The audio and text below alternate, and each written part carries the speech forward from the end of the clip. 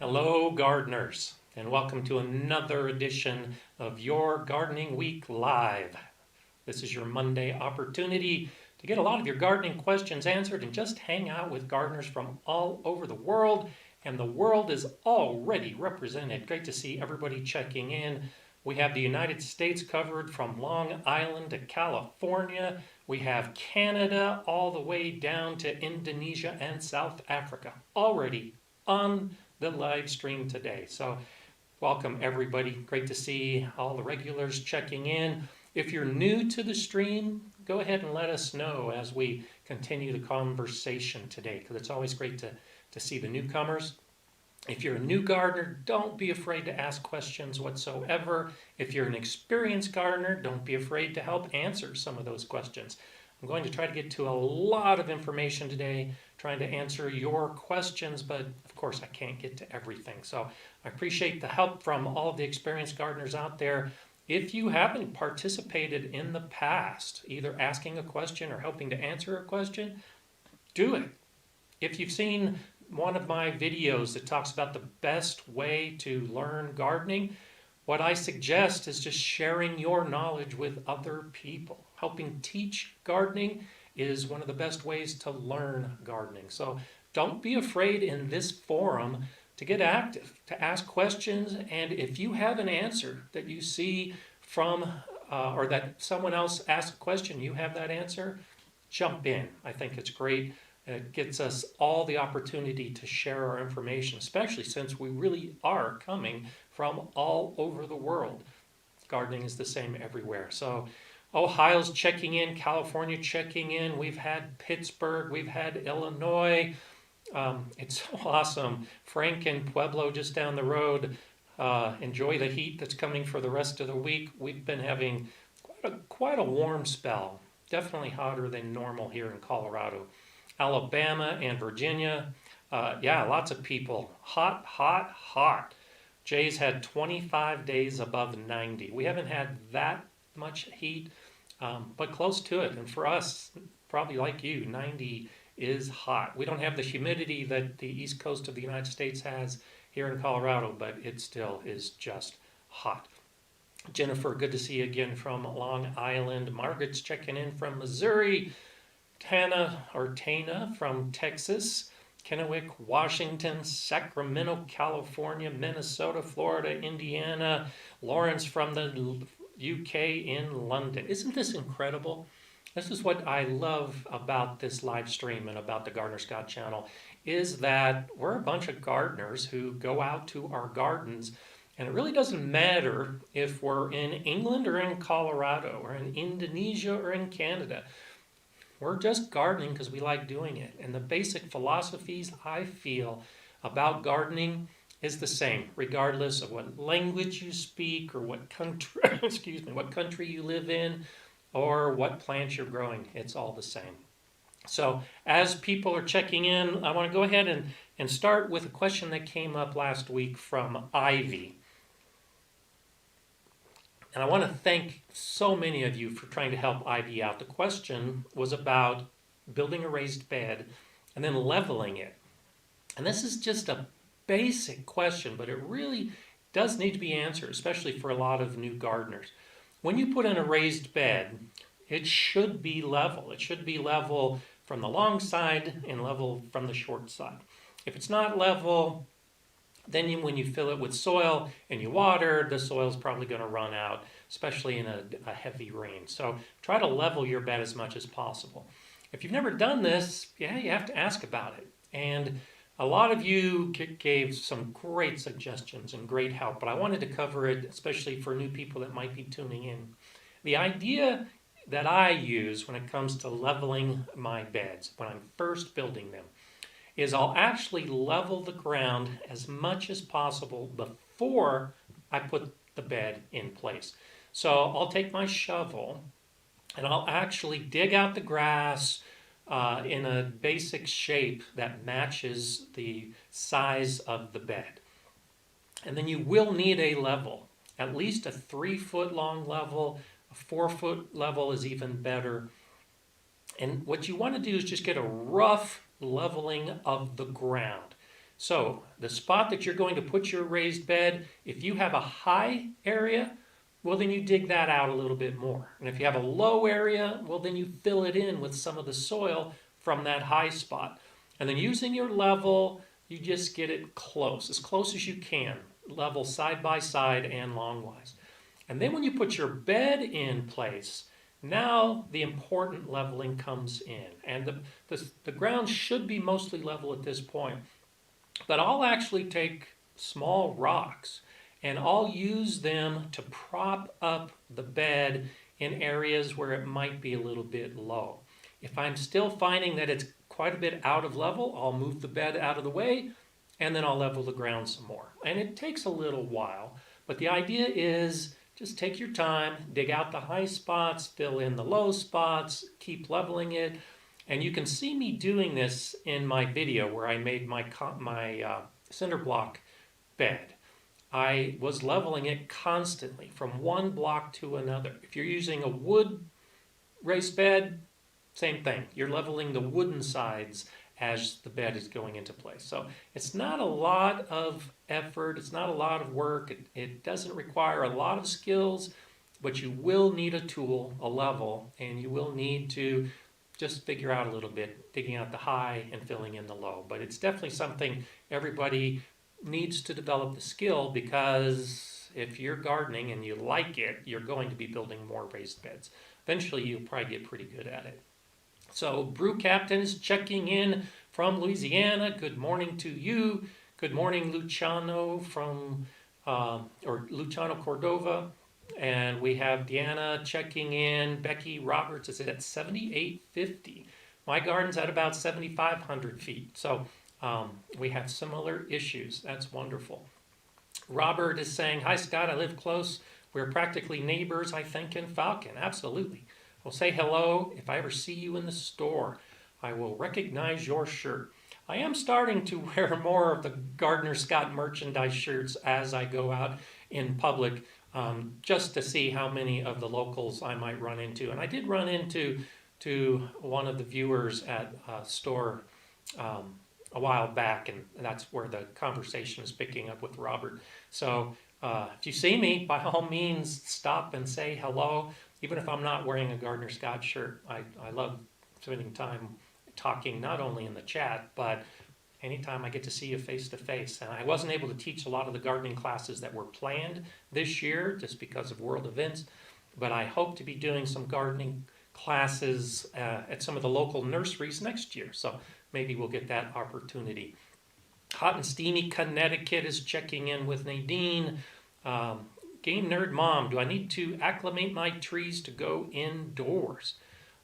So if you are growing trees outside, and then as the weather changes, you're going to be moving your trees inside, you really don't need to acclimate them much, because chances are the conditions on the outside are going to be harsher. And this holds true with any plant that you're going to be moving in as we move into fall here in the Northern Hemisphere. When you move from a harsh environment to a calm environment, you don't need to acclimate. The trees are actually going to probably do quite well, and all plants will do so, because indoors is better than outdoors. It's the opposite that you really need to worry about, getting the plants ready to go, hardening them off, or that's a hard word to say. So if you're growing plants inside, get them ready to go outside gradually. If they're outside, move them inside. Don't even worry much about it at all. Luciano saying, very nice merch. Thank you. Appreciate that. I try to add something new every week. I just designed some leggings. I don't wear leggings, but I thought it might be kind of fun. I know my daughter does, and I kind of designed them for her. So check out the merchandise store, and you can see the links below all the videos when it gets time to consider buying merch. It helps me out. It helps support the channel. And I think they're fun. All of the videos I'm doing nowadays, I'm wearing one of my Gardener Scott t-shirts, and I enjoy it. I just think it's fun. No obligation. You don't have to buy, but it is one of those things that helps identify the Gardener Scott community. Luz is saying, the weather is well over 100 degrees, but it's overcast. What are your thoughts on shade cloth? Keep on or remove? So I've talked quite a bit about using shade cloth, but that's actually a good question. At what point do you remove the shade cloth. And so the reason we're using shade cloth is because temperatures get extremely hot. I wouldn't consider removing shade cloth in hot regions until the temperatures really start dropping below about 90 degrees Fahrenheit. Because as I've said before, that's a real nice number to remember. Above that point, the plants are really going to suffer, pollination is going to suffer, flowers are going to drop. Below that point, the plants will be much better. So I'll put shade cloth on when I have regular sustained temperatures above 90 degrees, and I'll take it off as the temperatures begin falling below that point. Overcast is definitely nice. It doesn't mean that you have to have the shade cloth. And on a day that's overcast, yeah, the plants are going to get less sun. You could roll it back, but I just leave it in place. The plants aren't going to suffer if they have 1 or 2 days with overcast and shade cloth. Amanda VHB is saying, thank you for the soil amendment lessons. I went from sad peppers to having a pepper farm. That's awesome. And I appreciate it so much when you all comment on the videos or in the stream about how you've used good gardening practices to have gardening success. And that's what I'm after in the videos. You've probably heard me say that a lot if you've watched a lot of my videos. But that's the whole point. If you learn how to garden the right way, you'll have success. And I try to give you the best information I can to get you gardening in the right way. So keep asking your questions. It's so good to see everyone else checking in. I'm going to do things a little bit different today.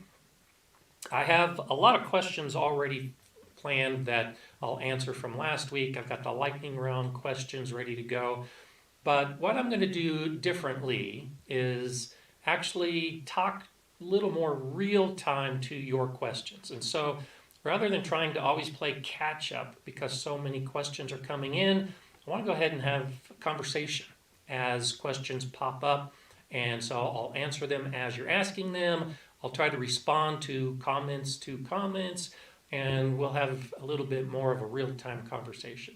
If I see a lull, then I'll bounce back to one of the questions that I have from last week and before. So throw out those questions, but I'm not going to be able to get to all of them. Do the @ symbol, do @Gardner Scott if it's an important question you think that is time sensitive, and I'm more likely to answer it. It doesn't get lost in the jumble if you put @Gardner Scott. A little orange box pops up and I can see it much better. Okay, Jay Bonin 10 is saying, I made my first compost. Is there a trick to know if I did it right or not? Big fan, keep it going, muscle arm, thanks so much. And this actually gets to one of the questions that I had highlighted in the lightning round that Rachel McGraw had asked. How do you know when your compost is ready to use? So the key is how you're composting. I do a slow method where I just keep throwing things in a pile, and then when the pile gets to be about 1 meter in all directions, I leave it and let it decompose, and then I start a new pile. If you practice a method like that where you're just building it over time, it's going to take months before your compost is ready. Now, if you're practicing hot composting, where you put all your ingredients in place, you keep the pile moist, you're turning it on a regular basis to incorporate the oxygen, you have a good nitrogen and carbon balance, you can have your compost ready within a month. The key comes into how you're planning to use your compost. So if you want really deep, rich, fully decomposed compost, it's going to take longer. And the reason you might want to do that is to use it as an amendment that you're mixing into the soil. I'll do my compost until it gets mostly decomposed. You can still see some leaves, you can still see some sticks, but it's mostly dark brown. And then I use it as a mulch on top of the soil. And every time I water and every time it rains, that mostly decomposed compost acts like compost tea, and all of the nutrients that are still within it work their way into the soil, and it continues to decompose. So you'll know when your compost is ready based on how you plan to use it, either as an amendment where it's mostly decomposed or as a mulch where it's just partially decomposed. And play with it, experiment it. That's why I have a couple different piles, and I'll allow the piles to decompose 2 different levels just to not only get more experience, but because I plan to use them differently. Greg Hill is saying, I just transplanted a Carmine Jewel dwarf cherry bush, and the leafcutter bees are decimating the leaves. Should I be concerned? Do I remove the damaged leaves? I think you should be extremely excited and happy. I put a lilac bush. I transplanted a little lilac bush, a couple of them, to my backyard last year. And I saw the leafcutter bees cutting away at the leaves, and I thought that was incredible because it shows you're building a very healthy environment around your garden. And the leafcutter bees are pollinators. So no, don't be worried about that at all. They're not going to cut off so many of the leaves that the plant is going to suffer. The leaves actually will continue to stay green and viable even after the leaf cutters have cut out their little circle. So don't worry about it at all. It's not spreading disease. It's not really causing any issue. Instead, it's showing that you've got a pretty healthy garden. So I haven't been able to find a leafcutter bee nest to see where they're taking the leaves to build their little nest and lay their eggs. That might be a challenge for you. Try to find out where the bees are, and then you can help protect that area from being disturbed. But I think that's great. Leafcutter bees are really cool, especially if you can take some video footage of them actually cutting away at the leaf. So go with it. Be excited. Don't be concerned at all. And it's actually kind of a badge of honor to have some of those leaves on your plants in your garden. I think that's really cool. Eric is saying, speaking of compost, should I put something under my pile, such as tin siding or maybe a tarp, to keep the nutrients from leaching into the soil underneath? Not at all. In fact, I suggest the opposite. Don't put anything under your pile, even cardboard. Cardboard is a pretty effective barrier. It acts like a tarp until it breaks down. First off, earthworms are going to find your pile. So especially if you compost like I do, where it's a colder pile, it's not reaching really hot temperatures. Earthworms and beetles are going to find their way from the soil into your pile, and they're going to work very well to decompose that material. If you put a barrier right off the bat, you're blocking off a lot of the organisms that help with decomposition, and you're relying solely on bacteria and fungi. So don't put a barrier. Depending on how you set up your pile, and I've done this in the past as well, I've put a compost pile in an area of my garden that I wasn't planning on planting in for a couple years, and I knew the soil was bad. So you can put a compost pile, a couple compost bins in a section of your garden. Let it leach into the soil. Let the composting process enrich the soil around your compost bin. And then in a couple years, move your compost and start composting in a completely different area. And that soil underneath your compost bin is going to be richer than any other section of your garden. Now you can put a bed there and start growing and not even have to worry about amending the soil because the compost has been amending it for a couple years. So there's a new strategy you probably haven't heard before. You can move your compost piles. Don't feel locked in to a single location. Have fun with it. Mama Cass is saying, how long does it take for cherry tomatoes to ripen? And do you have any suggestions to deal with leaf hoppers?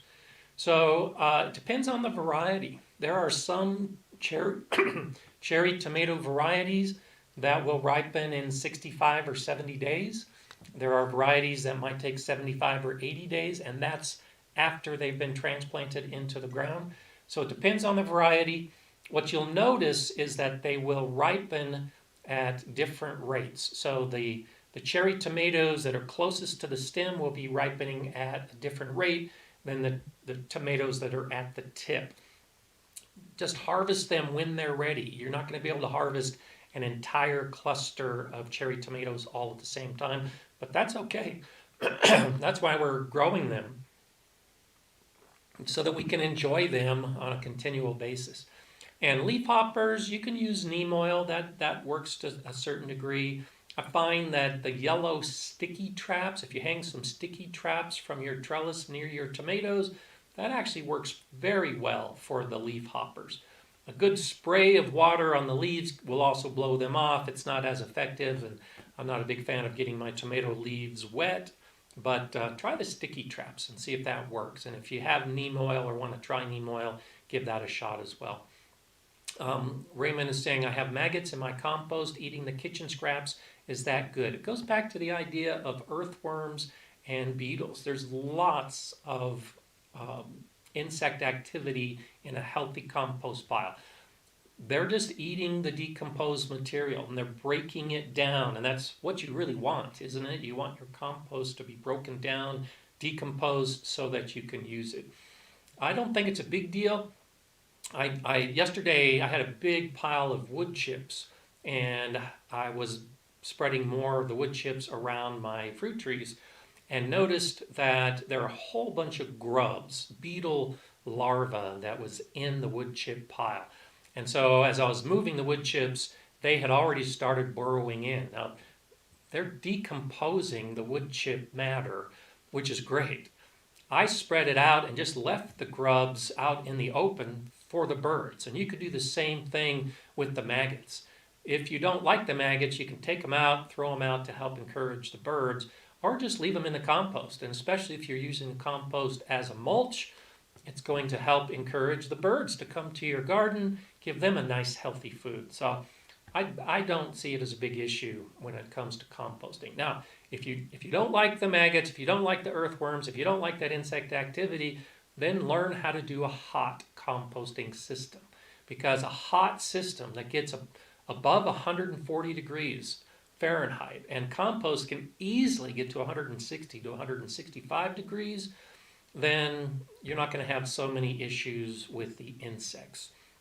But if you're doing a slow compost, you're going to have insects. I say just live with it. It's usually not a big issue. And I did want to discuss today, and so this is a great lead-in to it, because I had some questions about composting, and specifically composting diseased plant material.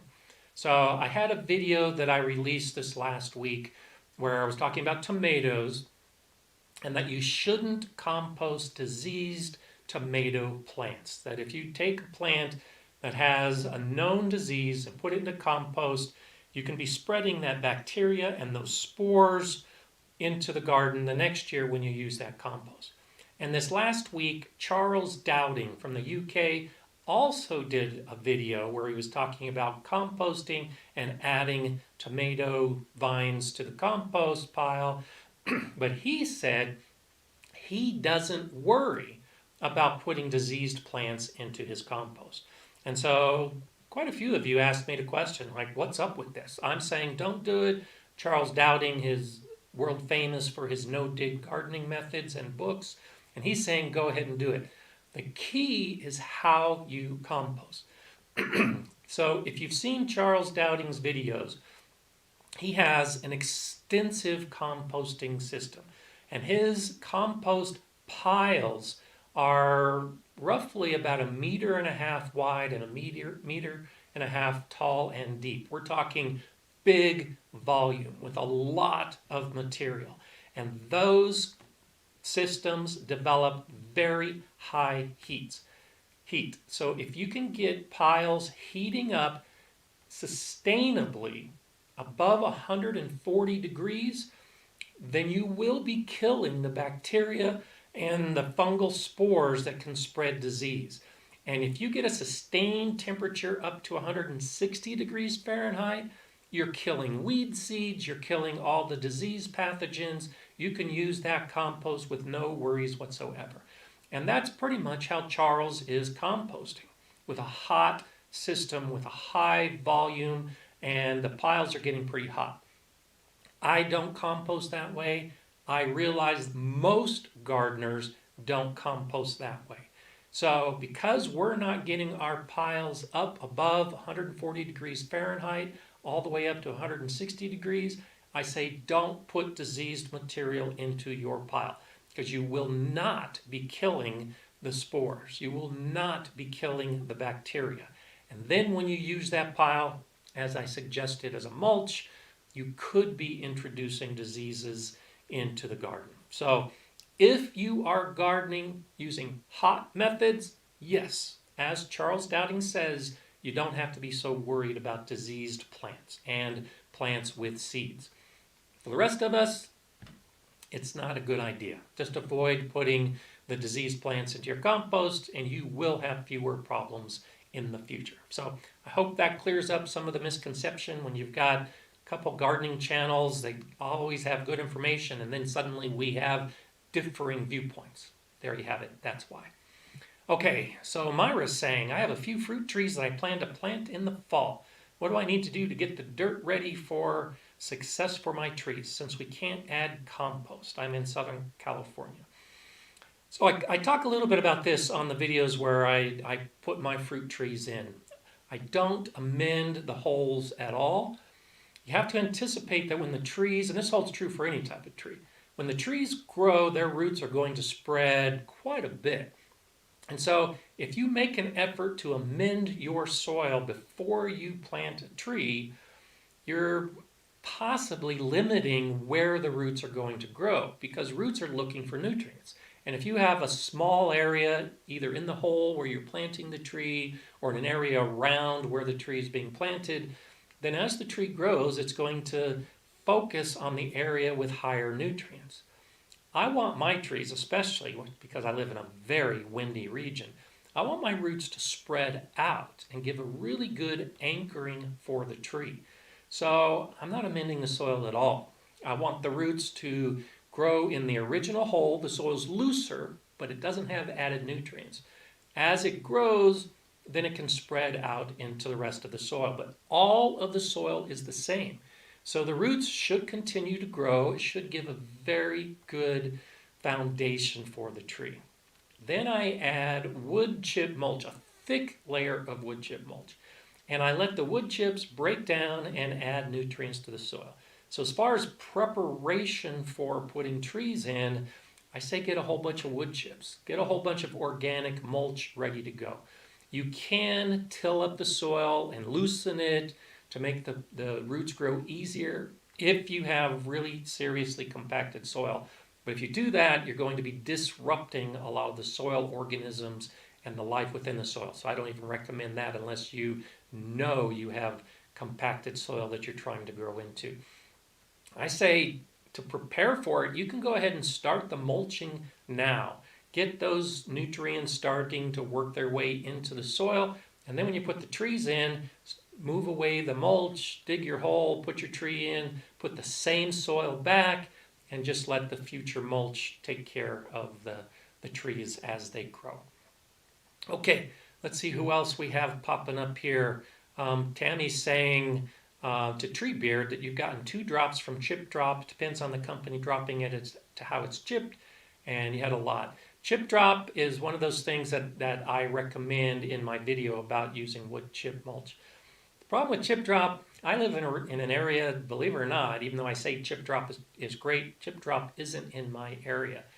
Chip Drop is a site that you can go to and sign up and get as many wood chips as they have to give you.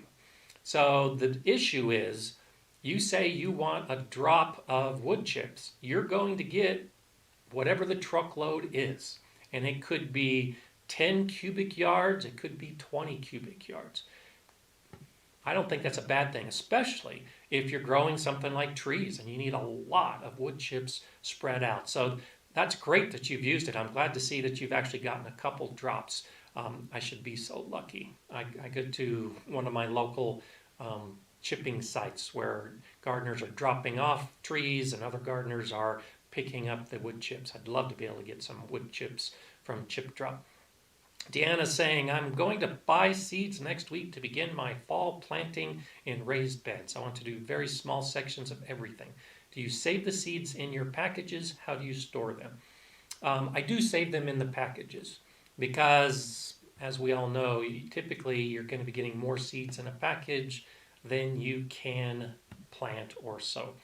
And I'll leave them in the package. The packages are designed to keep the seeds free from water, and they're not going to let light in. And those are two of the most important things, because when you store, you want to be storing in a location that has no light and has very little humidity and is cool. So cool, dry, and dark is the environment you're looking for when you're storing your seeds.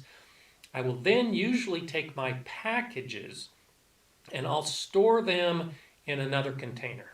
Often it's just a cardboard box. I'll be doing a video this year where you'll see storing them in plastic containers more often now, because I find that the plastic containers actually allow me to have easier access. I can actually see the seed packets better. But yeah, when I save my seeds, I save them in the original packages in a plastic container in a cool, dark location. And then next year, when it comes time to get the seeds ready for starting, I have all the information I need because it's in the original seed package. So that's what I recommend. Now, if you're saving seeds, that's a little bit different.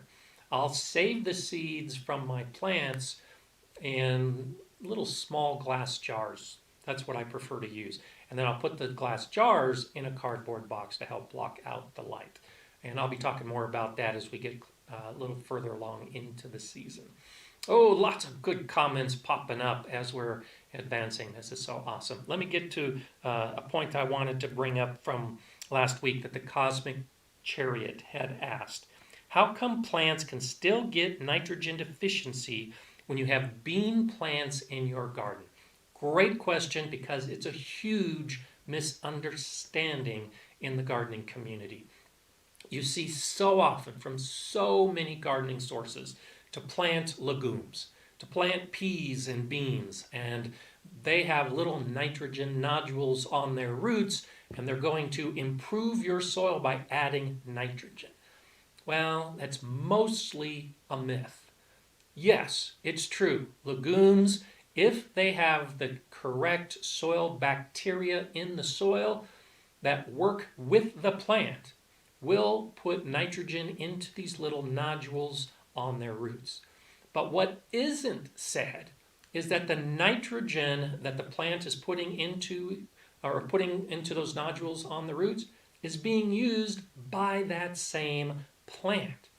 If you grow beans, if you grow peas, and then you cut the plant off before it flowers, before the seeds develop, then you will have some nitrogen introduced into the soil.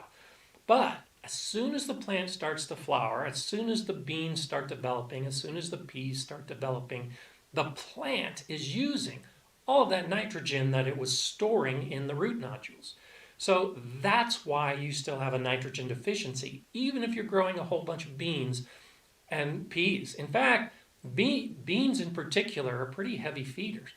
Beans will use all of the nitrogen that they've stored in those root nodules and more nitrogen from the soil.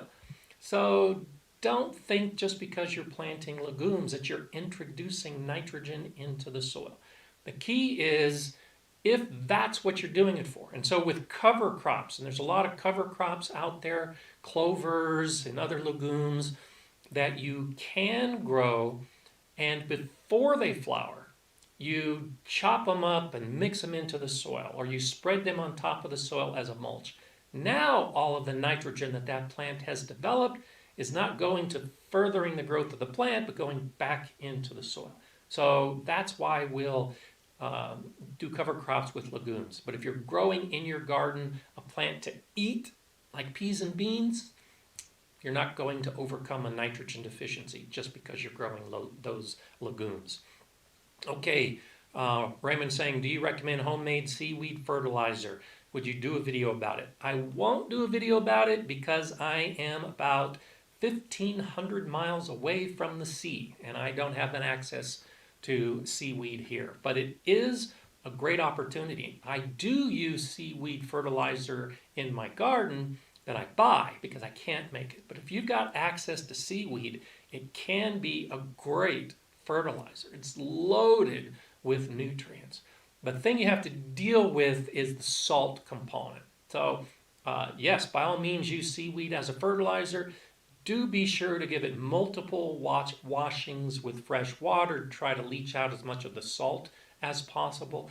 But once the salt is out of the seaweed, you can make a tea out of it, kind of like I've done a comfrey tea video where I'll take the leaves and soak them in water and then use that tea as a fertilizer. You do the same thing with seaweed. You can also use the seaweed as a mulch and get the same benefits. So sorry I won't be able to do a video about it, but I think it's a great homemade opportunity to use as a fertilizer if you have the seaweed available. And I do encourage that you do that. Okay, let's see if we have any questions popping up. Keep throwing them at me. Lots of help from Heidi. Great to see that you're answering questions as you always do. I so much appreciate it. Laura Full is saying making a compost pile sends a lot of nitrogen into the atmosphere.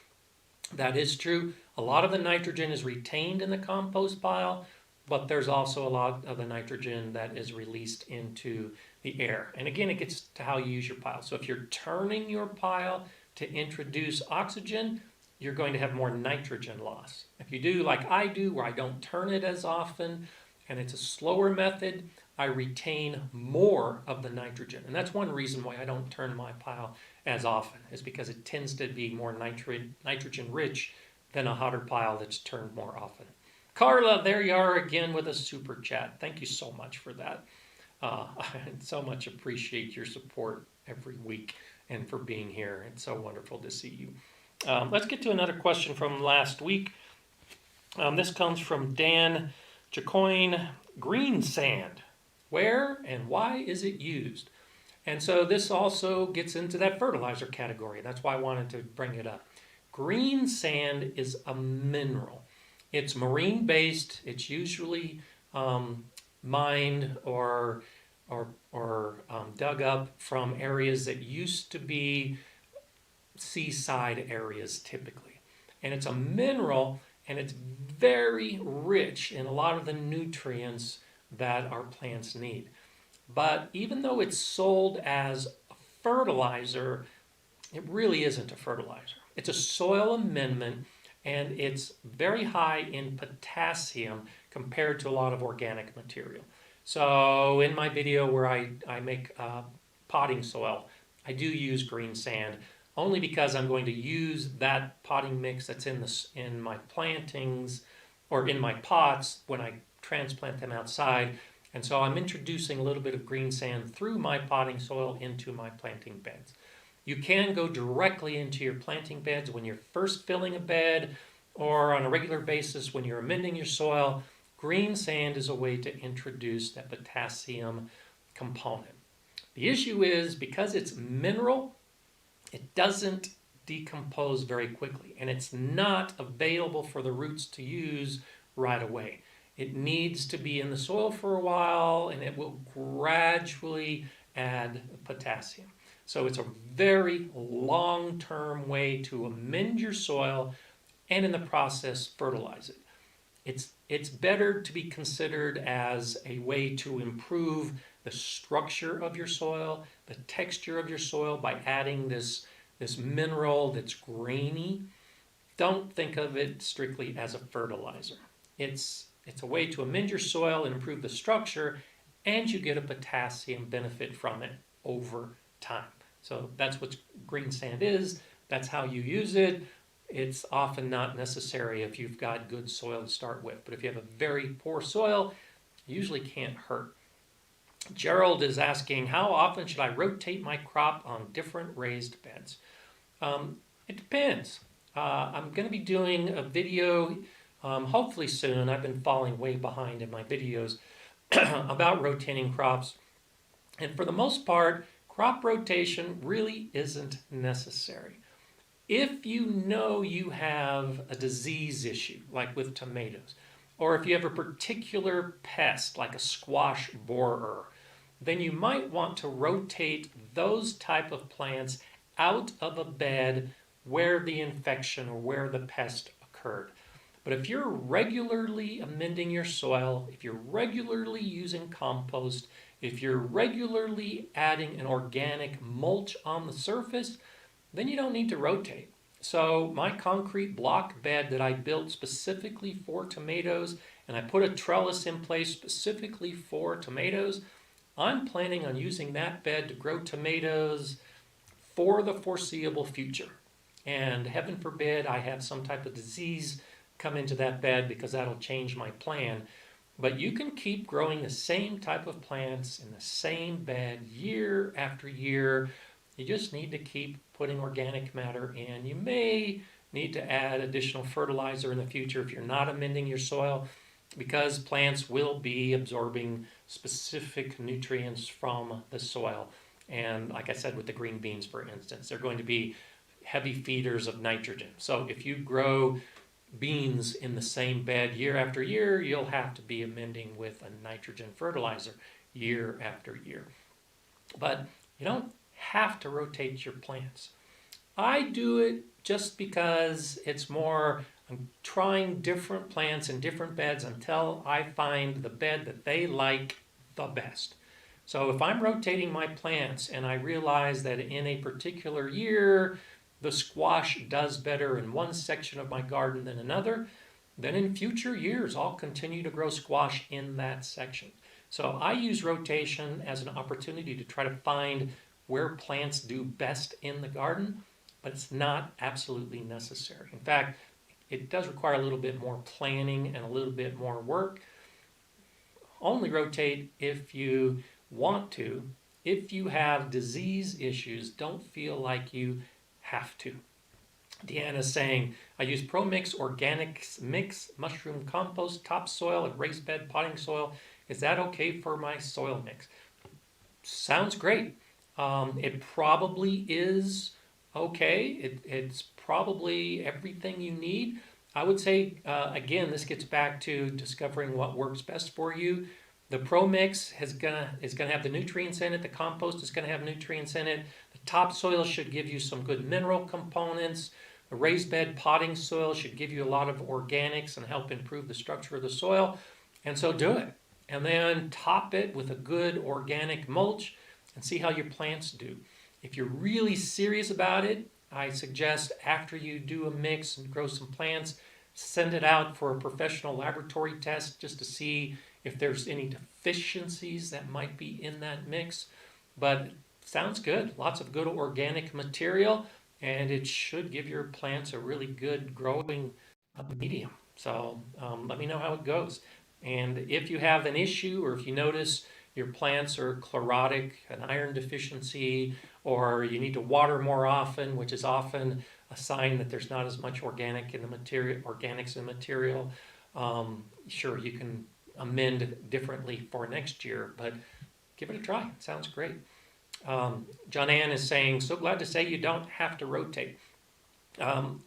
Nothing wrong with rotating, but yeah, it's just extra work. So I'm the kind of gardener that I have a bigger garden than I probably need, so I try to cut down on as much work as possible, and the planning and the rotating is just one of those things that saves a little bit of time. Okay, let's jump to another question about strawberries, and there were a couple questions about this. Nimbus 1012 Phi said, I need to rebuild my strawberry bed. Shall I do this in the fall or wait till the spring? I think fall's a great time to actually put in a strawberry bed, to either start a bed, to renovate a bed. Strawberries, by the fall, typically the runners are already going to have spread out and rooted. And so starting a fall bed is great because you'll often have old plants and new plants if you're doing a new bed with an established strawberry system. Now, you may run into problems if you're starting a strawberry bed in the fall, getting the strawberry plants if you don't already have them. So when I say it's a great time, this is what I'm going to be doing. I have strawberries that are growing right now.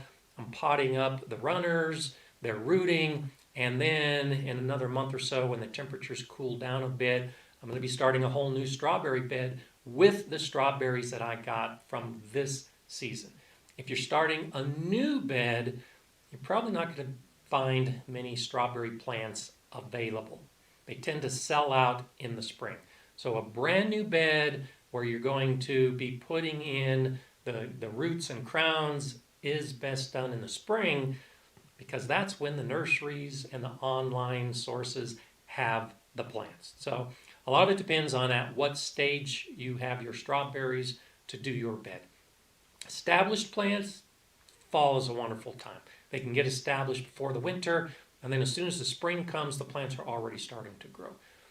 New bed with no plants, you're probably going to have to do it in the spring.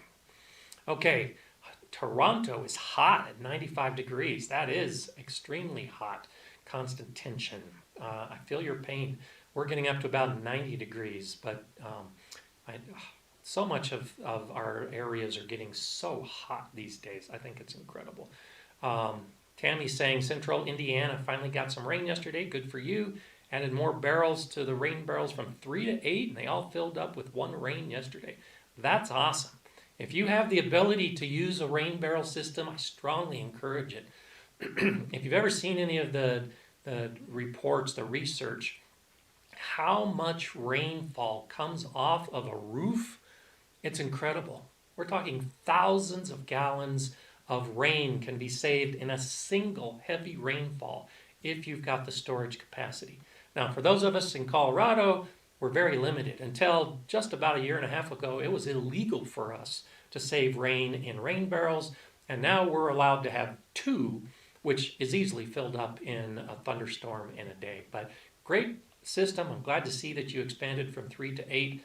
That's a great way to use the natural resources and not rely on having to water from whatever system you have in the area that you live in. I'd much rather use rainwater than the water that I have to pay from my water provider. So that's awesome. Stephen is saying, can organic fertilizers like seaweed extract still burn plants and roots or leaves, or is it that more of concern with chemical fertilizers? It depends on the strength. It is possible if you make a homemade fertilizer, yes, you could be putting too much fertilizer on your plants and possibly burn the roots.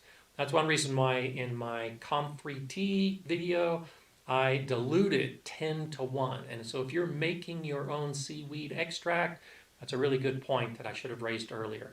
Don't use it full strength. Definitely dilute it. 10 to 1 is often the standard, the rule of thumb for a lot of homemade fertilizers. It might end up being a weak fertilizer, but it's better to use a weak fertilizer than an extract that is too strong and can burn your plants. So yes, it is possible if you're using an extract that you're making full strength.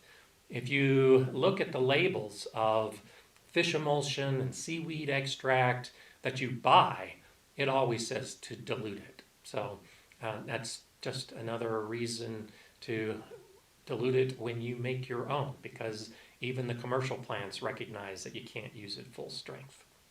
Okay, another question from last time. Not a Green Thumb had asked, what made you decide to start your channel? I don't have other gardeners in my life, so I've learned so much from you. Advice for a new gardening channel.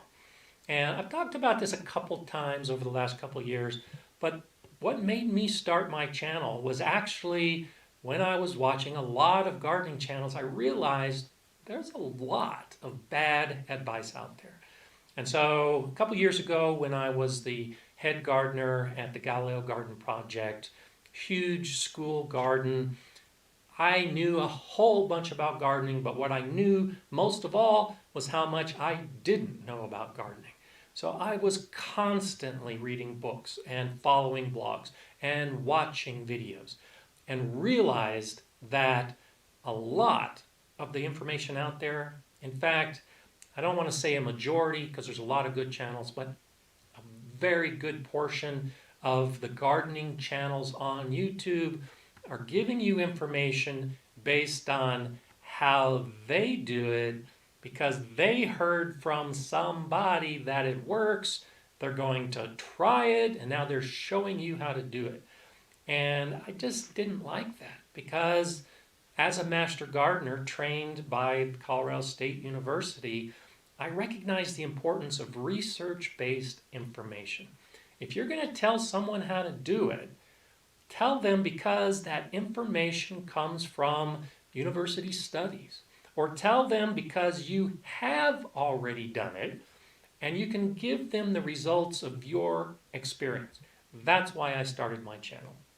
Because I felt my experience with the gardening over the last 30 years was enough to tell you what I have done, what has worked and what hasn't worked.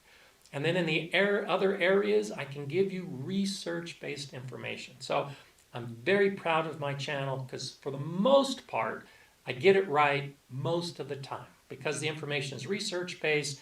And when it's not research-based, I'm telling you, this is how I do it. And I suggest it as an option for you.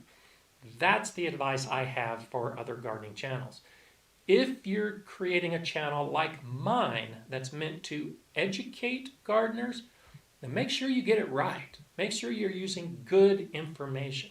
And there are some very popular YouTube channels out there, and I'm not going to name them, a couple in particular that no doubt you follow them or have seen many of their videos. And a lot, I won't say a lot, some of the information from time to time is wrong. And it's because they're using old wives' tales or just that kind of information like the legumes. They heard that legumes put nitrogen into the soil, so they make a video telling you that legumes should be planted to improve the soil. I'm speaking from university studies that say legumes don't correct a nitrogen deficiency. That's the difference between my channel and a lot of others. So if you want an information-based channel, get it right. Do your research, learn a lot about gardening, and try to give out good information. However, that's not the only kind of gardening channel you have to start. If you want to just document what you're doing, and there's some really good channels out there that have been in place for years, particularly homesteading channels, that just want you to follow them on their journey. And the best channels are the ones that say, we're trying this thing today. We've never done it before, but we're going to try it and see how it works. And then they'll do a follow-up video that says, this is what we did, and this is the result of it. Those are wonderful channels, and I strongly encourage that you do a channel like that if you don't have the Master Gardener background like I do. Do a video to document what you're doing, but be very clear when you don't know something, that you are trying it out.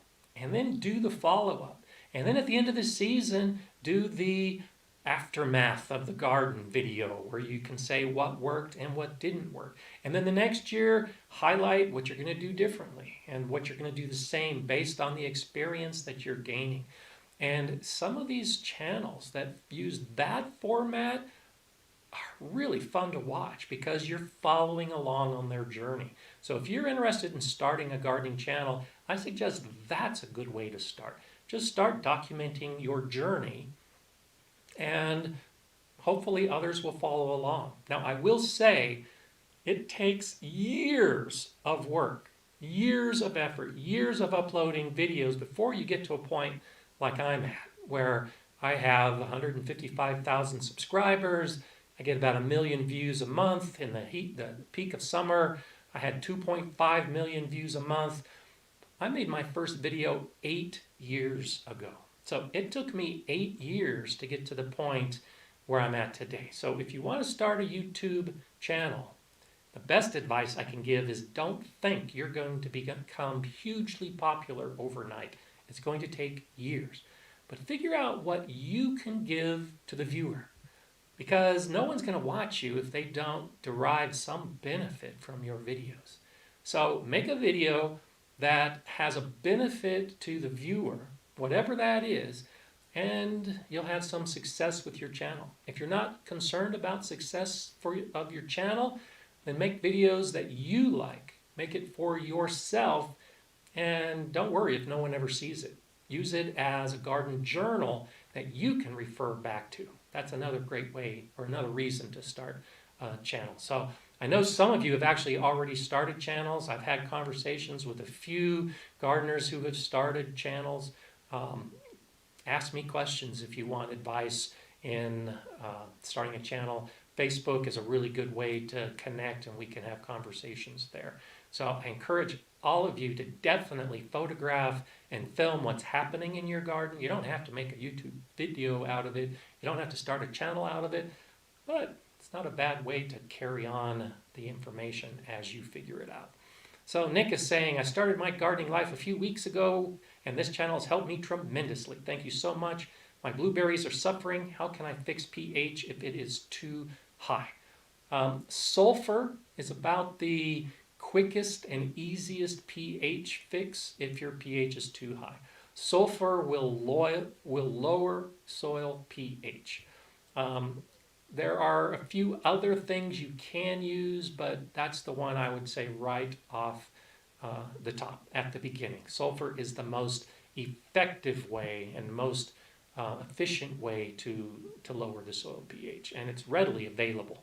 So look for sulfur, and it should tell you, depending on the source and the type of sulfur, if you're using a sulfur specifically intended for the garden, it should tell you how much to use to lower the pH on the package. If not, there's lots of other sulfur or lots of other sources out there. So start with sulfur. That's a good way to get the pH lowered. That's what I did when I was creating my beds to grow the blueberries. Okay, Bettina, thank you so much. Speaking of channels, hit the like button, peeps. Thanks, I appreciate that. I appreciate the thumbs up. Thumbs up are a great way for me to get the feedback from you in addition to all your comments, because we have 236 people on the stream right now. Based on the comments, based on the questions, we don't have 236 people participating. And I know, I do the same thing. I watch a lot of live streams and a lot of videos. I'll do a thumbs up, but I rarely get involved with the conversation. Occasionally I'll ask questions or make a comment, but for the most part, like most of us, I just enjoy getting the information and don't feel a need to participate. That's great. Absolutely no need to participate. But given that quick thumbs up, yeah, that helps all channels. And so if you discover new gardening channels, that they're just getting started out, like we were just talking about, that's a great way for you to show your support. Not just old experienced channels like mine. Anytime you see information you like, give a thumbs up. It's greatly appreciated by those of us that do it. So Rose is saying, my comfrey seeds just sprouted. How can I care for them? The weather is hot now. Like any seeds that are starting to pop up, seedlings in the summer, a little bit of shade during the heat of the day would probably be appreciated. Keep watering to keep the soil moist, but treat them just like any other plant you're growing in your garden. It's a seedling, it needs water, it needs the sun, but it doesn't necessarily need the direct hot sun of the afternoon. Protect them a little bit, and they should grow into wonderful plants. That's one of those plants that I strongly encourage. I think I've got 5 comfrey plants in my garden right now, and I will definitely be adding more. So if you don't know much about comfrey, you can look at my video on making comfrey tea. I think it's a great plant. I'll be doing a video later this fall. I'll be starting a series of my favorite plants. Comfrey will be one of them. I didn't do this series earlier because I'm waiting till the plants grow to get footage so I can show what the plant looks like as it's growing. But comfrey's wonderful, so good luck with your comfrey plants. Okay, let's see. Scott is saying, something's chomping on all of my seedlings when they emerge. What could it be? Could be a whole bunch of things. And so if the seedlings are emerging and then something is eating them, the best thing you can do is offer protection. It might be a beetle larva, that's often the thing that's eating it. It could be pill bugs, it could be caterpillars. And so if you can protect your seedling during that critical phase when it's just a couple inches tall, your plant will love you for it. And so think in terms of like toilet paper tubes. Save your toilet paper tubes and then just put them around your seedling. And that little bit of a barrier should be enough to keep whatever it is chomping from getting to your plant. If you can identify the pest, you can do very specific correction action, like if it's a slug or a snail, you might be able to put some copper strips around it. Diatomaceous earth is another corrective action. If you know it's a crawling insect, you can put diatomaceous earth around those seedlings. Even if you don't identify it, that's another option. So diatomaceous earth and some type of barrier around your plant should help with that chomping issue and let your plant grow to the point that it's strong enough and doesn't need that protection anymore. Laura Full is asking, are you going to make a giant strawberry patch? Yes, actually I am. So I'm going to be redoing my deck and my patio, and part of the plan calls for 2 beds that are 4.5 feet wide and 9 feet long, raised beds. And both of those beds will have strawberries in them. So right now I'm growing strawberries in a couple beds that are 2 feet by 10 feet, and I've got about half a dozen to 8 plants in each of those beds. But when I get these new beds built, they're going to be filled with strawberries. So yes, that's definitely part of the plan, and I'll be covering that progress when I actually get to it. Nadine is saying, I'm thinking of setting up a grow room and a spare bedroom for the winter. What are the basic things I need to set it up? Thanks for all you do in your amazing videos. Thank you, Nadine. Lighting. Lighting is the key. Indoor temperatures are usually enough for most grow room settings. During the winter, your room might get cold enough that a heater can help any plants that you're growing, but the biggest thing is light. Natural light during the winter is not enough for the plants that you'll be growing in a grow room. So I've got a couple videos on light setups and different types of lights and what you should look for in choosing your lights. So check out those videos if you haven't seen them, but that's the key. If you have enough lighting, then you can grow anything indoors. The heat is very easy to deal with. The pots and the tables and where you put the plants is easy to figure out. The potting soil is a concern, but again, very easy to fix. The lighting is the hardest to get set up. It's the most important. So if you're considering a grow room moving into the center, start learning about lights. That'll get you in the right direction. Jeff Ferris is asking, would you agree that if soil is new, it's best to use inoculant for growing beans? Great question, and it shows that you know a little bit about bacteria in soil.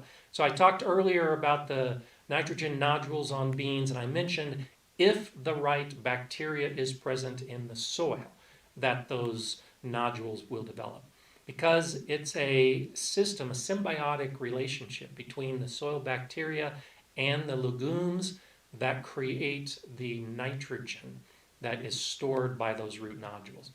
Well, if it's brand new soil, or if it's a mix that you just created, like a potting soil mix, that bacteria is probably not going to be present. And so a lot of the online sources, not all the nurseries do this, though some of my local nurseries do, they will sell the inoculant, and the inoculant is a bacteria that is specifically identified to work with plants to develop those nitrogen nodules. And yes, I have bought inoculant in the past when I was filling new beds, and it's kind of a one-time deal because the bacteria is feeding on a lot of the organic material in the soil. They're creating this symbiotic relationship with the plants once the plants get in place.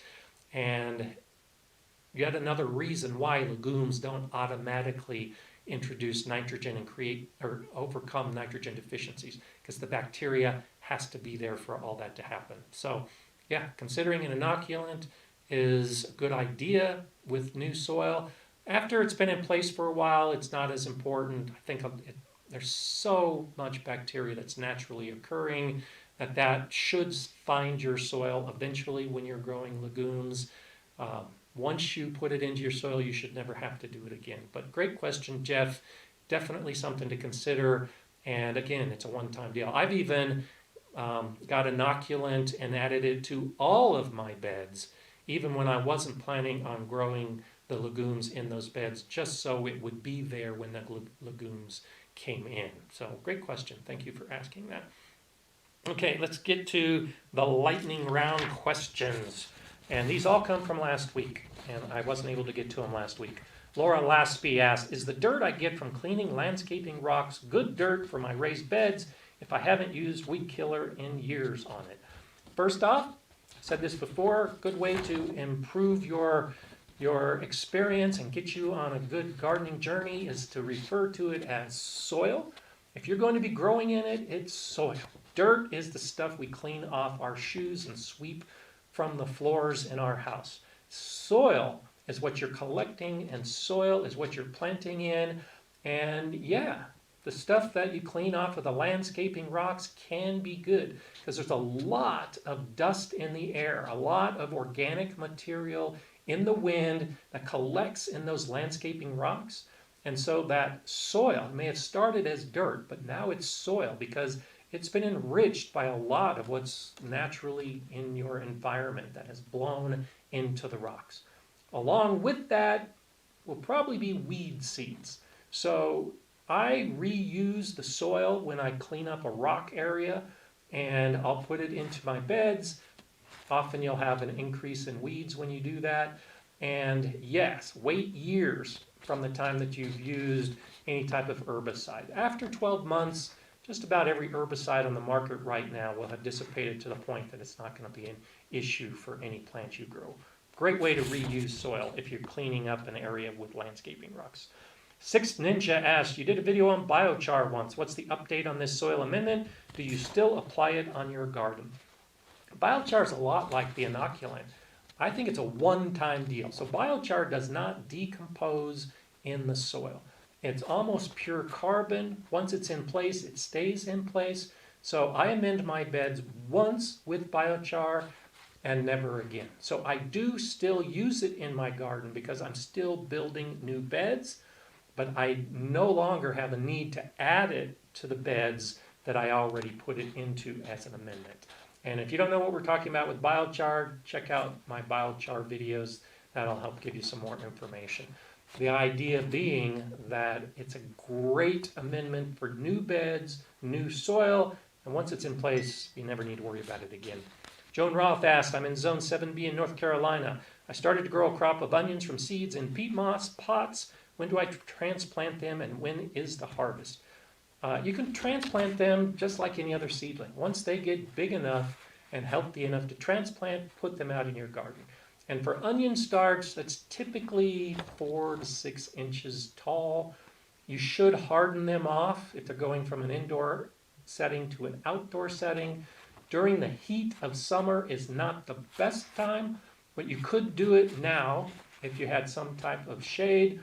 And you harvest whenever they're ready. Depends on the onion. If you're trying to grow a bulb onion, you wait till it gets to be bulb size. If you're growing scallions, then you harvest when they're big enough to harvest. So it depends on the variety, depends on the size that you want your onions to be.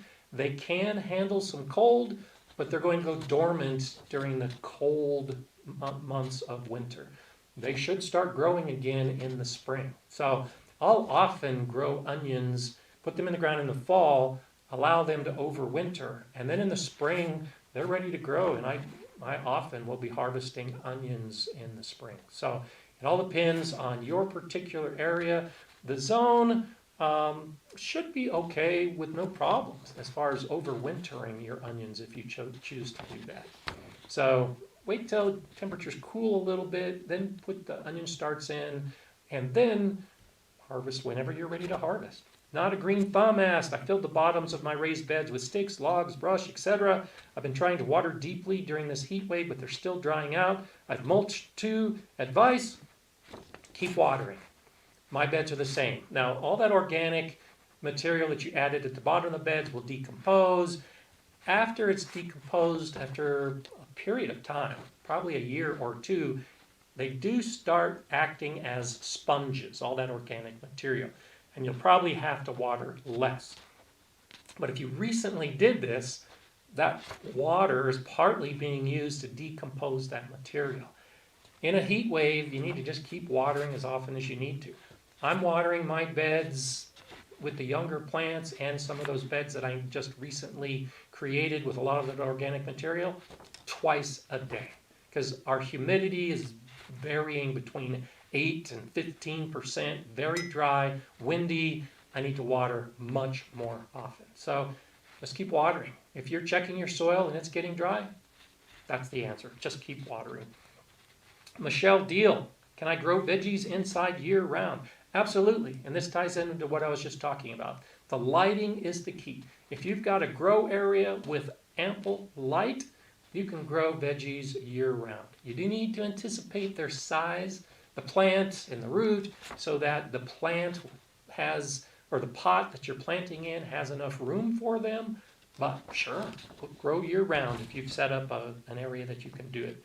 D Sports Highlights asks, do you know how to get rid of deer in the garden? I do. I did a video about deer-proofing your garden. There's a number of different ways to do it, from selecting plants that they're less likely to eat, to putting up some things that are deterrents, to putting a fence up. The only way that you can ensure that the deer are not going to eat your plants is to put up a barrier that keeps the deer away from your plants. So check out that video because I give a lot of information about how you can keep deer out of your garden. Leslie Jacobs, here in Lander, Wyoming, what to do about preventing tip curl on tomatoes. So I'm guessing in Wyoming, a lot of dry, windy areas, you're probably having leaf curl because of the heat and the dry humidity. This time of year, that's the most common reason for leaf curl. But there are also lots of other reasons. Insects can cause leaf curl. Too much water can cause leaf curl. Pesticide or herbicide contamination can cause leaf curl. Look into it a little bit more. Look at where the leaves are curling, and then go online, and if it's just the tips of the plant, that's a different indication than if it's the lower leaves in general. So if it's just the tips that are starting to curl, it's probably that the plants aren't getting enough water, and it should give you a fix. If the leaves uncurl in the evening, if they're uncurled in the morning after they've been watered, then that's probably the issue. But if you know that your soil is moist and the leaves continue to be curled, it could be a more serious issue, and you might need to look into it a little more. And there's lots of information out there to help you on that journey. Rudimental gardening. When do you start pruning a Meyer lemon tree when growing in a container? I planted one about 6 weeks ago and is growing well, but I want to prune it to shape it. When I've grown Meyer lemons, I don't have the perfect region for it. I don't have a lot of sun in my house, and the humidity in my house is pretty dry. So I wait at least a year until the plant is established and I know that the roots are growing well before pruning. You can always prune off damaged branches, or if you see that one stem is starting to grow into another, you can prune it. But I usually suggest that you wait at least a year. Get that plant some time to establish in the pot, get the roots a good opportunity to have a nice firm foundation, because when you start pruning, it's going to stress the plant. And you want a healthy plant with a good root system when you induce that stress. So shaping occurs at about the year point. Usually the citrus plants grow at a much slower rate than a lot of other plants, so you can wait that extra time and it shouldn't cause any problem whatsoever. Egocentric Homestead. The tips on my garlic plants are brown, but the plants look perfect otherwise. The scapes have a complete loop. They're telling you that they're getting ready to harvest in another 2 or 3 weeks. The scapes will start to uncurl as an indication that the plant is getting ready to harvest. You will have more browning of leaves. And so 4 to 5 leaves is a good place to start. When you have 4 to 5 leaves that have browned and the scape has started to go vertical, that's a good time to start thinking about harvesting. So dig up one of the bulbs, see about its size, see what you think about it, maybe give it another week or two, and then harvest. It's getting to be that time of year. Nevada Bill, what's your thought on greenhouses or high tunnel greenhouses? Go for it. I think greenhouses and high tunnel areas are awesome. If you've got the space for it, do it. It greatly increases your growing season on the front side and the back side. My neighbors have a small greenhouse. They're already harvesting tomatoes. My tomatoes got hit by hail, and now they're having to recover. If you live in harsh areas, greenhouse can give you that protection that you can't get otherwise. And a high tunnel system gives you not only that protection, but the extra few degrees at night in the spring and the fall that enables you to grow plants longer than you might normally do it. So I'm going to have both a greenhouse and a high tunnel. Hopefully next year I'll get to constructing those. Laura Laspi, why don't you use a drip watering system on your raised beds? Great question. A couple reasons. First, I like hand watering. I find it therapeutic, and it also gives me the opportunity to get up close and personal with my garden beds. Every day when I hand water, I pull a weed or two in my bed, so my beds are pretty clean of weeds. I also can see how my soil is based on the weather and whether I need to water or not. And then I can see if there's pest damage and what's happening. I can see if the harvest is coming. So I like hand watering because it gets me involved with my plants. But the other reason, and I've used drip systems in the past, because I'm doing succession planting. I'll have a crop in the spring. Then when I harvest that, I'll put a crop in for the summer. And then when I harvest that, I'll put a crop in for the fall. Well, I've got 3 crops growing in a single bed in a single garden season. And the plants don't match up. So if I put a drip irrigation system in for my spinach that I'm growing in the spring, well, the emitters don't match up for the water needs or the location when I start growing peppers or tomatoes or squash in that bed for the summer. And if I put the emitters in place for the tomatoes or the squash, well, now when I pull those plants and put in some root vegetables like beets or turnips, well, now the drip irrigation doesn't match. And as I said earlier, I don't like extra work. And so I don't like having to continually change the tubes and the emitters to match the plants in a bed. So I just don't do a lot of drip irrigation. Those are the main 2 reasons. Okay, Andrea Adshead, can tomatoes wilt because of cold nights? In Zone 8 UK, low sun levels, 3 to 9 degrees C at night. That's very cold. It's been wet and cold recently. Yes, tomatoes can wilt in the cold. There's a big difference between wilting in sun and wilting in cold, because when tomatoes wilt because of the cold temperatures, it usually results in cellular damage that the plant is not going to bounce back from. In the heat of the day, the plants will wilt, but once they get the water back into the soil and once the temperatures cool, the plants bounce back. When they wilt because of the cold, it's often a little more severe. So yes, they can wilt. I suggest covering your plants with hoops and plastic as much as possible to help increase the heat within when you have these cold conditions. Good luck.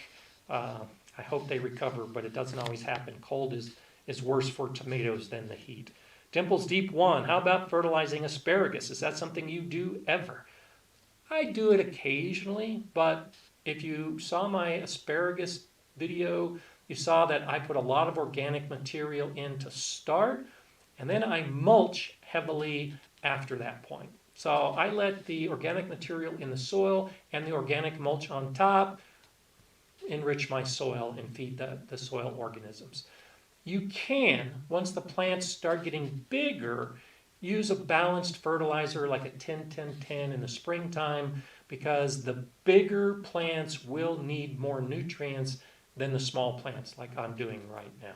So yes, there is a time to use a balanced fertilizer in the spring when your plants are big, if you see that the plants aren't growing as well as they should.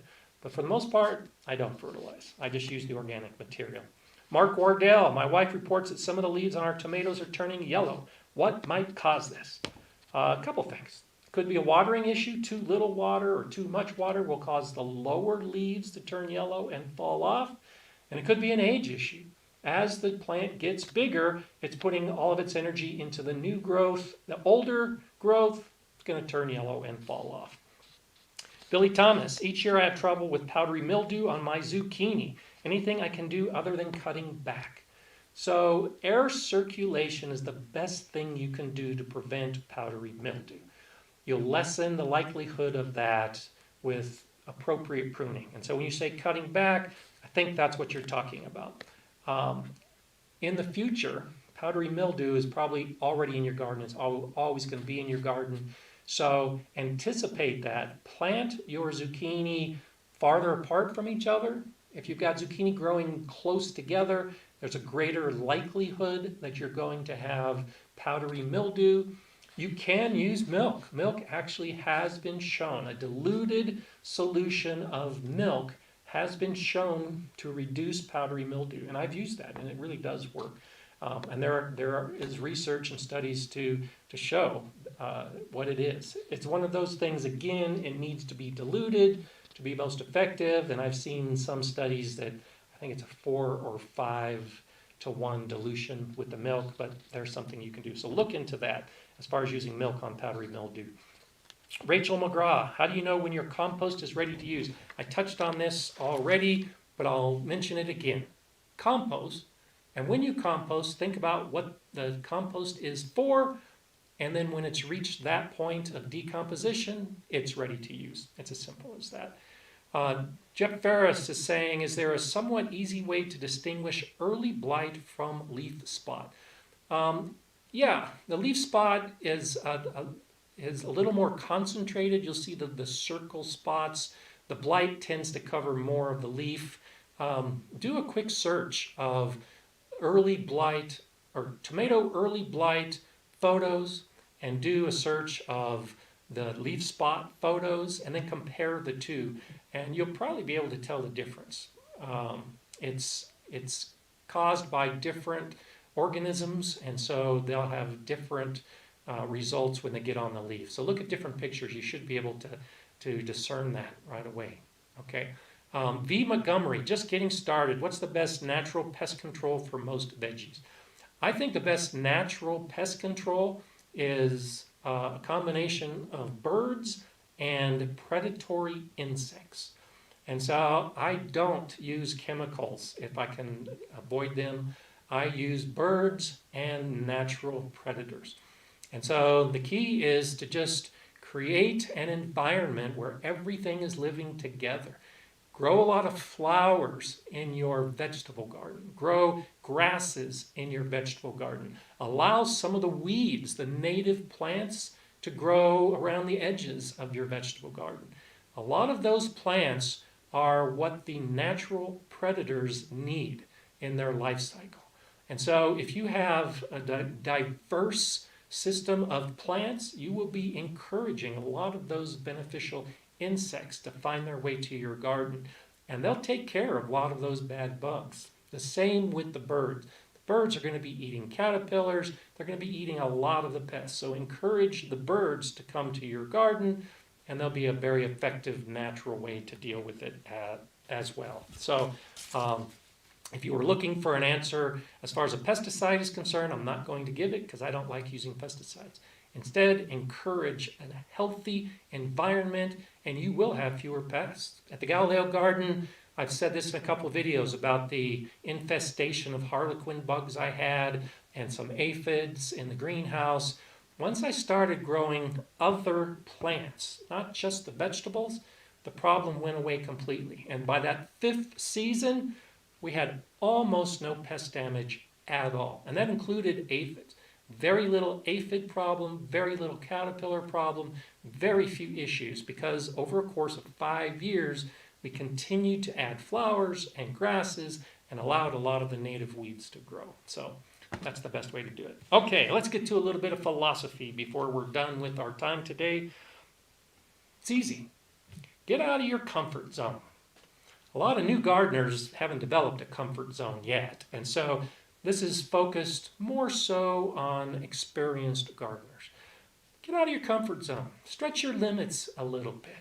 It's so easy, and I'm guilty of this. It's so easy when you find a plant that you love and you find a location in your garden where it loves to grow and you grow it there. And you do the same with all the other plants.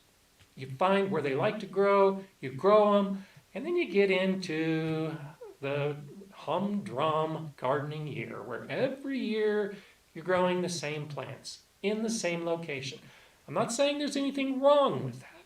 I'm just saying if you get to the point where you're gardening on autopilot, where it's always the same plants and always the same location, while it's enjoyable, I think it can be more enjoyable to shake it up a little bit. All of you new gardeners out there are learning about what goes wrong and what goes right. And when something goes right, it's so wonderful because you're having the failures. The successes are so much more enjoyable when you can compare them with the problems. Like this year, my hail. Sure, I could have put hail cloth over all of my plants and not had damage to my tomatoes.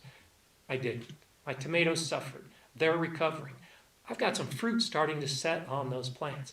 I guarantee you this year the tomatoes are going to taste better just because I had to work so much harder to get those tomatoes. If I had gone to a system where I'm planting my trustworthy tomatoes under my hail cloth, sure, I'd have a harvest already. There's nothing wrong with that. I'm just saying I've been doing this for a lot of years and I'm really looking forward to being outside my comfort zone, having these tomatoes that I had to work for. I'm going to continue to grow plants that I know that do well. I'm going to continue to give the safeguards for those plants because I like to have the known. I like to have that satisfaction.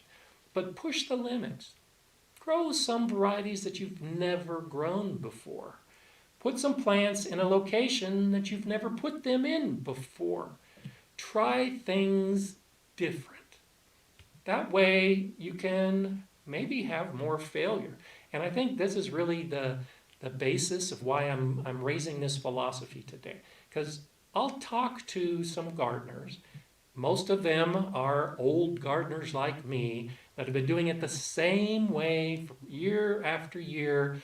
And when they get with other gardeners, they compare this year to last year, but it's always the same plant. And they'll talk about a plant that they've been growing for decades. And this year may be different from last year, but it's the same plant. Shake it up a little bit. Try something new. Then when you have a conversation with other gardeners, you got a new direction of conversation. I don't want this to sound bad, but I know some gardeners who talk about the same plants all the time. If you get them in conversation, you know they're going to be talking about irises because all they grow is irises, and they grow the same type of irises. And I don't want to sound too harsh, but sometimes you don't want to hear about their irises anymore, so you strike up a conversation with a different person in the room.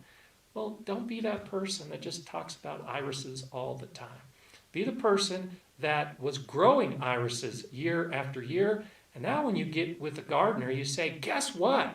I started growing daylilies this year.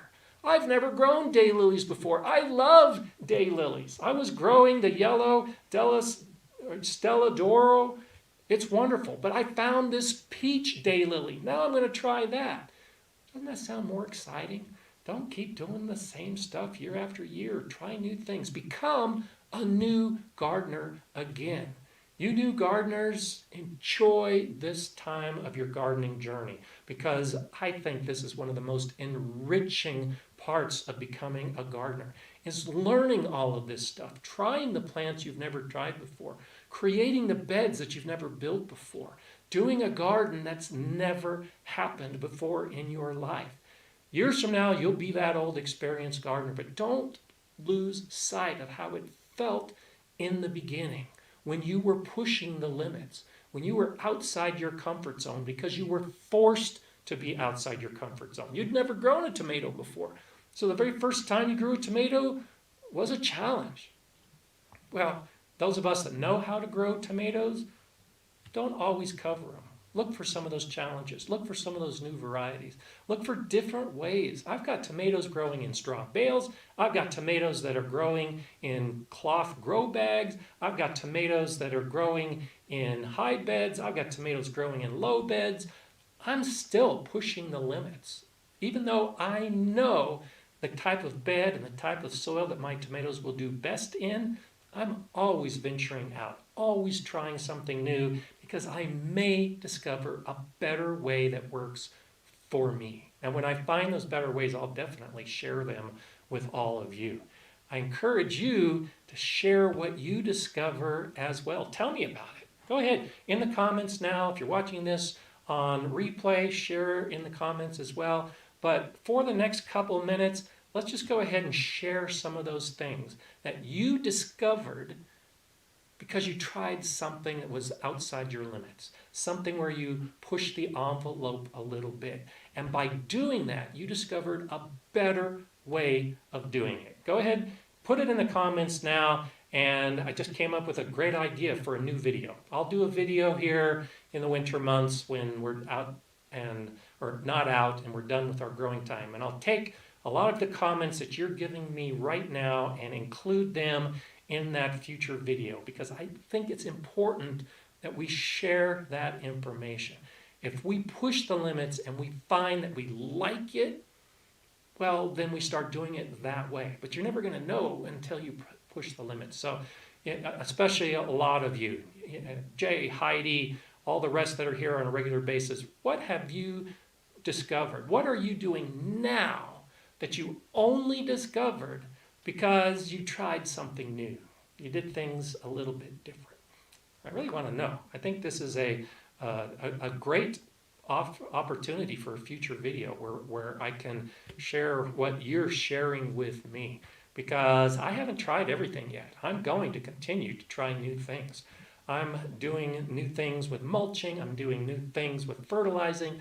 I'm doing new things with the growing of the plants. I haven't made videos on them yet because honestly, I don't know how it's all going to turn out, but that's what makes me turn into a little kid again, a little kid in the garden where you see all of the wonders. That's what's so awesome about this. So the philosophy of today is get outside your comfort zone, stretch the limits, try something new, and share with me what it is. Jay's saying, I try new stuff all the time. Makes life worth living. Gardening is growth for both the person and the plant. Absolutely.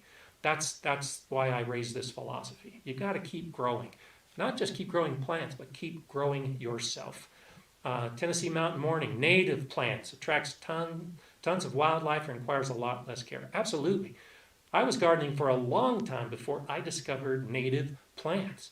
Especially new gardeners think that a garden means vegetables and pumpkins. And that's pretty much it. You grow your vegetables and you're done for the season. But there's so much more to gardening, and the native plants greatly enrich it. Indiana Backyard Gardener, burying food scraps. I tried that this year. Yeah, I actually was planning to do that this year, and then the beds I was going to do it in never got built. But I'm going to be doing that next year and covering it. There's a lot of videos out there that talk about burying food scraps. You basically, instead of creating a big compost pile, you just take your kitchen scraps and bury them alongside the plants in a bed. Great success by a lot of gardeners that do that. Thank you for doing that. Rhonda Jansen, going to try a composite this year. Good for you. Jeff Ferris, growing parsnips for the first time. So far, so good. That's awesome. Keep doing it. Indiana Backyard Gardener is saying to Bettina, never tried to grow eggplant. Eggplant in my region is pretty tough. Okra is pretty tough, but I've grown both okra and eggplant. I wanted to grow more eggplant, but didn't get the beds again. So next year, I'll have videos on growing eggplant.